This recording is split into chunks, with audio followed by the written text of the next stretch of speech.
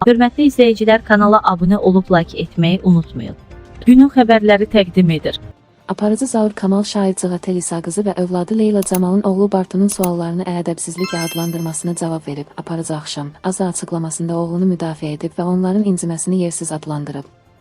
Zaur bildirib ki, sualları redaktorlar tərtib edir. Cığatel yox, qızı Leyla xanım narazılıq edib. Əgər narazı idisə, deyərdi, görüntünü efirdən çıxardardıq. Efir 10 dəqiqə gecikmə ilə yayımlanır. Adi, hər bir aparıcının verə biləcəyi suallardır. Burada ədəbsiz, xətrinə dəyən nə olub? Burada normal suallar idi.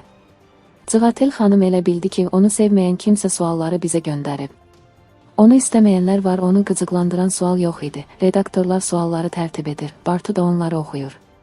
Evinin yanmasıdır ki, hər yerdə özü danışıb. Həyat yoldaşı haqda da danışıb. 30 ilin aparıcısıyam, burada sənətkarın, sənətçinin xətrinə dəyəcək nəsə yoxdur. Zaur şairin kirayədə yaşaması haqda deyilənlərdən inciməsinə isə belə reaksiya verib. Kirayə söhbəti xətrinə dəyib.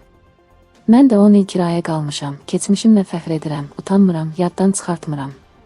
Hamı kirayə qala bilər. İndi kirayə qalan insanlar var.